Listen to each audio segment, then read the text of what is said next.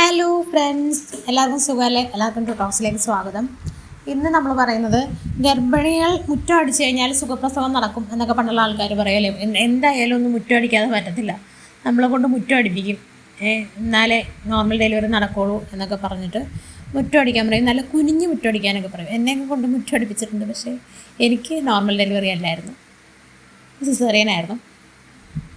അപ്പം മുറ്റം അടിച്ചുകൊണ്ടോ നല്ല രീതിയിൽ കുഞ്ഞ് മുറ്റം അടിച്ചുകൊണ്ടോ തറതടച്ചുകൊണ്ടോ മാത്രം സുഖപ്രസവം ആവണമെന്നൊരു നിർബന്ധമില്ല. ഓരോരുത്തരെയും ശാരീരിക അവസ്ഥ അനുസരിച്ചാണ് ഡെലിവറി നടക്കുന്നത്.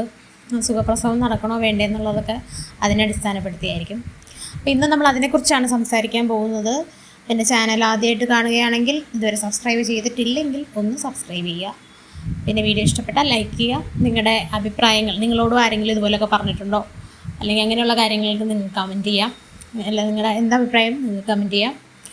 വീഡിയോ ഇഷ്ടപ്പെട്ടാൽ ഷെയർ ചെയ്യാം. ഒന്ന് ലൈക്ക് ചെയ്യാൻ പറ്റുമെങ്കിൽ ലൈക്ക് കൂടെ ചെയ്തേക്കാം.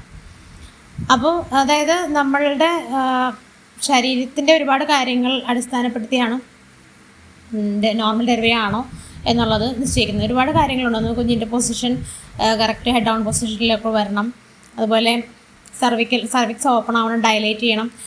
സർവീസ് അറിയാമല്ലോ, ഉള്ള വീഡിയോയിൽ പറഞ്ഞിട്ടുണ്ട്. അതിന് റിലേറ്റഡ് ആയിട്ടുള്ള വീഡിയോസ് ഞാൻ താഴെ കൊടുക്കാം.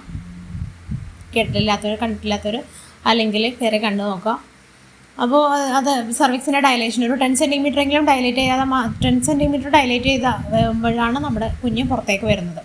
അപ്പോൾ അതിൻ്റെ ഡയലേഷൻ, സർവിക്സ് നല്ല രീതിയിൽ വികസിച്ചില്ലെങ്കിൽ നമുക്ക് നോർമൽ ഡെലിവറി സാധ്യമാവില്ല. അതുപോലെ പിന്നെ ചിലവർക്കൊക്കെ റെസ്റ്റ് പറഞ്ഞിട്ടുണ്ടാകും. ഹൈ റിസ്ക് പ്രഗ്നൻസിന് ചിലർക്ക് തുടക്കം മുതലേ റെസ്റ്റ് പറഞ്ഞിട്ടുണ്ട്. അപ്പോൾ അവർക്കൊന്നും ഈ പറഞ്ഞ പോലെ എക്സസൈസ്, എന്നാൽ അങ്ങനെ എക്സസൈസ് ചെയ്യാത്തവർക്കും നോർമൽ ഡെലിവറി നടന്നതൊക്കെ ഉണ്ട്. അപ്പോൾ കുറേ കാര്യങ്ങൾ ഒന്നിച്ച് കുറേ കാര്യങ്ങൾ ആയാൽ മാത്രമേ നമുക്ക് നോർമൽ ഡെലിവറി സാധ്യമാവുള്ളൂ. അപ്പം നമ്മൾ കുനിഞ്ഞ് മുറ്റടിക്കുമെന്ന് പറഞ്ഞ് ചിലർ ചെറിയ ചൂലൊക്കെ കൊണ്ടുപോയി കൊടുത്തിട്ട് പറയും അത് വെച്ച് മുറ്റടിച്ചാൽ മതി എന്ന് പറയും. എന്നാലേ കുഞ്ഞ് ശരിക്കും നിങ്ങൾ നടുവ് നല്ല രീതിയിൽ ബെൻഡ് ചെയ്ത് കഴിഞ്ഞാൽ പിന്നെ നിങ്ങൾക്ക് നടുവേദന ഒരു കൂടെ ഉറപ്പായിട്ട് തന്നെ ഉണ്ടാവും. അതുപോലെ നടുവേദന വരും. അതുകൊണ്ട് ഒരുപാട് ബെൻഡ് ചെയ്ത് മുറ്റടിക്കരുത്. നിങ്ങൾക്കൊരു ആയാസം ഫീൽ ചെയ്യുന്നില്ല, നിങ്ങൾ ഓക്കെയാണ്, പണ്ട് പോലെ എപ്പോഴും മുറ്റടിച്ചുകൊണ്ടിരുന്ന ഒരാളാണ്, അല്ലെങ്കിൽ ഡെലിവറി പ്രഗ്നൻസി ആകുമ്പോഴത്തേക്കും നമുക്ക് വയറിൻ്റെ ഭാരവും നമ്മുടെ ശാരീരികാവസ്ഥ മൊത്തത്തിലും മാറുമല്ലോ. അപ്പം നമുക്ക് ഭയങ്കര ഒരു ആയാസം അല്ലെങ്കിൽ നമുക്ക് അത് ചെയ്തപ്പോൾ മുറ്റടിച്ച് കഴിയുമ്പോൾ ഭയങ്കര പെയിനുകളും കാര്യങ്ങളും വരികയാണെങ്കിൽ നിങ്ങളതിന് നിൽക്കരുത്. കാരണം അത് ചെയ്തെന്ന് വിചാരിച്ച് മാത്രം നോർമൽ ഡെലിവറി നടക്കണമെന്നില്ല. നിങ്ങളുടെ ശാരീരികം, പക്ഷേ ഇത് പറയുന്നതിൽ വേറൊരു കാര്യം എന്ന് പറഞ്ഞാൽ നിങ്ങൾ ആക്റ്റീവായിട്ടിരിക്കുക എന്നുള്ളതാണ്. ഇപ്പം പ്രഗ്നൻസി ഉണ്ടെന്ന് വിചാരിച്ചിട്ട് തുടക്ക മാസങ്ങളിൽ നമുക്ക് ഛർദിലും കാര്യങ്ങളൊക്കെ ഉണ്ടാവും. അപ്പം അതിൻ്റെ ഒരു ക്ഷീണവും തളർച്ചയും എല്ലാം ഉണ്ടാവും. മോർണിംഗ് സിക്നസ് ഒക്കെ കൂടുതൽ ആദ്യത്തെ 3 months, ഫസ്റ്റ് ട്രൈമിസ്റ്ററിലാണ് നിങ്ങൾക്ക് അതൊക്കെ ഉണ്ടാകുന്നത്. സെക്കൻഡ് ട്രൈമിസ്റ്ററിൽ നമുക്കൊരു റിലീഫിൻ്റെ ടൈമാണ്, വലിയ പ്രശ്നങ്ങളും ബുദ്ധിമുട്ടുകളൊന്നും ഇല്ലാത്ത ടൈമാണ്. പിന്നെ തേർഡ് ട്രൈമിസ്റ്ററാണ് പിന്നെ കുറച്ചുകൂടെ ബുദ്ധിമുട്ടുകളൊക്കെ സാധാരണഗതിയിൽ വരാറ്. അപ്പോൾ നിങ്ങൾക്ക് അങ്ങനെ എന്തെങ്കിലും സ്ട്രെയിൻ തോന്നുമോ അല്ലെങ്കിൽ നിങ്ങൾക്ക് മുട്ടുവേദന, നടുവേദന അങ്ങനെയൊക്കെ എന്തെങ്കിലും തോന്നുവാണെങ്കിൽ നിങ്ങൾ അങ്ങനെയുള്ള പണിക്കൊന്നും പോകേണ്ട കാര്യമില്ല. നിങ്ങൾക്ക് പറ്റുന്ന, നിങ്ങൾ ആക്റ്റീവായിട്ടിരിക്കുക. നിങ്ങൾ ഇപ്പോൾ എക്സസൈസ് ചെയ്താലും അല്ലെങ്കിൽ ഇങ്ങനെയുള്ള പണികൾ, പലതരം പണികൾ ചെയ്താലും ശരീരത്തിന് ഭാരങ്ങൾ വലിച്ചു പൊക്കുകയോ അല്ലെങ്കിൽ നമ്മുടെ ശരീരത്തിന് ഭയങ്കര ആയാസം തോന്നുന്ന പണികളൊന്നും നിങ്ങൾ ചെയ്യരുത്. പക്ഷേ നിങ്ങൾ ആക്റ്റീവായിട്ടിരിക്കുക. നിങ്ങൾക്ക് നടക്കാം, എത്ര ദൂരം നിങ്ങൾക്ക് പറ്റുന്ന രീതിയിൽ നിങ്ങൾ ഡെയിലി നടക്കുക. അതൊക്കെ നോർമൽ ഡെലിവറി ഹെൽപ്പ് ചെയ്യും. എന്നാലും ശരീരത്തിന് ആയാസപ്പെട്ടുള്ള പണികൾ നിങ്ങൾ ചെയ്യാതിരിക്കുന്നതാണ് നല്ലത്.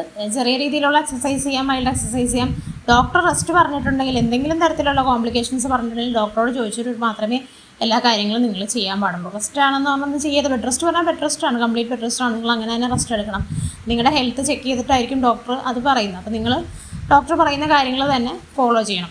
അപ്പം ഇങ്ങനെയൊക്കെ ഉള്ള അവസ്ഥകളോ അല്ലെങ്കിൽ അത് ചെയ്ത് കഴിയുമ്പോൾ ബുദ്ധിമുട്ടും വേദനയും പ്രശ്നങ്ങളും ഉള്ള വേദനയും ഒന്നാമത് പെൽവിക് പെയിനും കാര്യങ്ങളൊക്കെ ആ ടൈമിൽ വരും. അപ്പോൾ അതൊക്കെ കൂടുമ്പം, ഇത് ചെയ്ത് കഴിയുമ്പോൾ ഉള്ള വേദന കൂടുകയാണെന്നുണ്ടെങ്കിൽ നിങ്ങളതൊന്നും ചെയ്യാതിരിക്കുക. അപ്പം മുറ്റമടിക്കുന്നതും നോർമൽ ഡെലിവറിയും തമ്മിൽ ഒരുപാട് ബന്ധങ്ങളൊന്നുമില്ല. നമ്മൾ പറയുമ്പം എക്സസൈസ് ചെയ്യുന്നത് നല്ലതാണ്, പക്ഷേ ശരീരത്തിനെ ബുദ്ധിമുട്ടിച്ചുകൊണ്ട് നിങ്ങളുടെ എല്ലാ ശരീരത്തിനും, ഇപ്പം ചിലർക്ക് വണ്ണം കൂടിയിട്ടുണ്ടാവും, അല്ലെങ്കിൽ വയറ് കൂടിയിട്ടുണ്ടാവും, നല്ല വയറുണ്ടാവും. അങ്ങനെയൊക്കെയുള്ള സിറ്റുവേഷനിൽ ചില കാര്യങ്ങൾ ചെയ്യാൻ നിങ്ങൾക്ക് ബുദ്ധിമുട്ടുണ്ടാവും. അപ്പോൾ അത് മനസ്സിലാക്കി നിങ്ങൾക്ക് കംഫർട്ടായിട്ടുള്ള രീതിയിൽ മാത്രം നിങ്ങൾ എക്സസൈസ് ആണെങ്കിലും എല്ലാ കാര്യങ്ങളും നിങ്ങൾ ചെയ്യുക. ഇന്ന് ഇത്രയേ ഉള്ളൂ. ഇനി അടുത്ത വീഡിയോയിൽ കാണാം. Bye bye.